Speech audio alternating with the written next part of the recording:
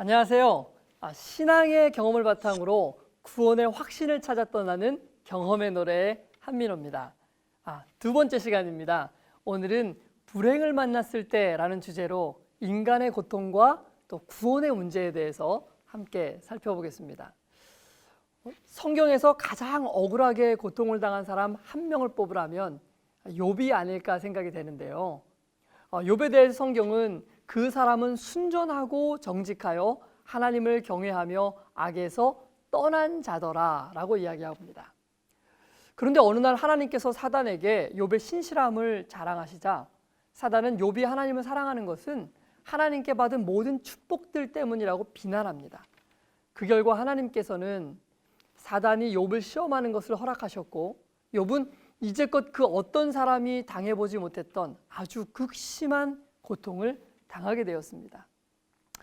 욥은 의로운 사람으로 정말 성실한 사람으로 남을 도와주며 주변의 모든 사람들에게 베풀며 살았는데 자신에게 왜 이러한 고통이 찾아왔는지, 이런 고통을 왜 받아야 하는 것인지 도무지 이해할 수가 없었던 것입니다. 그런데요, 가만히 생각해 보면 이 고통의 정도의 차이가 있을 뿐이지 우리 모두가 인생에서 고통 가운데 살아가고 있습니다. 어떤 사람은 자신이 전혀 잘못한 것이 없는데도 갑작스러운 교통사고를 당하기도 하고요. 또 어떤 사람은 이제 큰 질병에 걸려 고통을 받기도 하는 것입니다.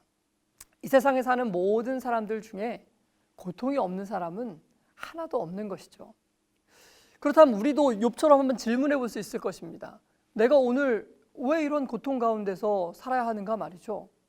그것이 나의 잘못인가? 나는 잘못한 것이 없는데 내가 왜 고통 가운데서 살아야 되는가? 사실 따지고 보면 내가 선악과를 따먹어서 이렇게 된 것인가요? 아니죠. 그것은 명백한 아담과 하와의 잘못 때문에 이렇게 된 것입니다. 그런데 왜 내가 그 고통을 받아야 하는 것입니까? 내가 선악과를 따먹은 것도 아닌데 말이죠. 이것은 정말 욥의 경우와 똑같은 것입니다. 사실 우리가 사는 세상이 그런 것입니다. 우리의 인생은 완전히 불공평한 것입니다. 우리가 이 세상에 태어난 것 자체, 그 자체가 불공평한 것입니다. 왜냐하면요, 아무도 자기가 원해서 이 세상에서 태어난 사람은 없거든요. 태어나고 보니까 내 결정과 아무 상관없이 죄인이 되어 있고 고통과 불행 가운데서 평생을 살아가게 된 것입니다.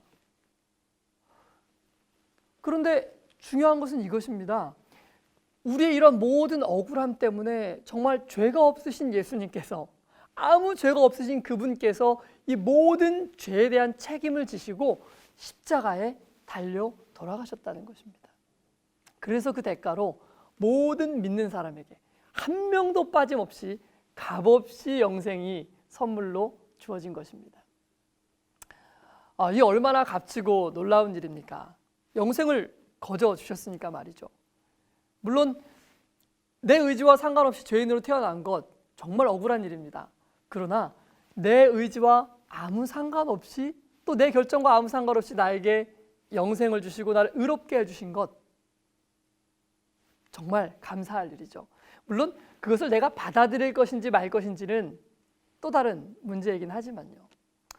그렇게 본다면 이게 정말 억울한 일일까요? 우리가 영생을 선물로 얻었는데 내가 지금 조금 불편하고 좀 불행하다고 느껴진다고 해서 이걸 억울하다고 할 수 있을까요? 예를 한번 들어보겠습니다. 제가 어느 날 미국을 가려고 공항에를 갔습니다. 돈이 없어서 이코노미 제일 저렴한 땡처리 항공권 한 장 사서 갔는데요. 비행기를 타려고 체크인을 하는데 예약이 잘못되어 있는 것입니다.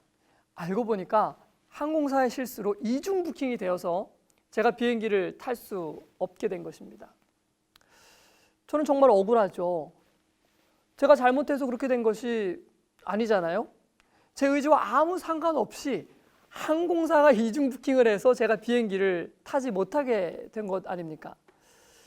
그래서 제가 그렇게 억울해하고 있는데 항공사 직원이 나온 것입니다. 그리고 제게 이렇게 말하는 것입니다. 선생님, 저희의 잘못으로 불편을 드려서 정말 죄송합니다. 선생님을 목적지까지 안전하게 모셔다 드리기 위해서 저희 항공사가 특별히 이 미국 대통령 전용기인 에어포스 원을 준비하였습니다. 이 항공기로 목적지까지 안전하게 모셔드려도 되겠습니까?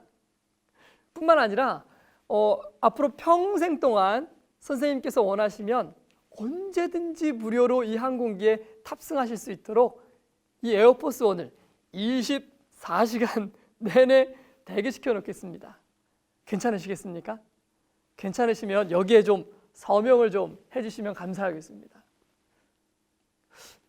제가 그때 그 사람에게 이렇게 말을 해야 되죠. 괜찮냐고요? 지금 저랑 장난하자는 겁니까? 제가 여기서 얼마나 불편을 느꼈는지 아십니까? 무려 20분 동안이나 불편을 겪었습니다.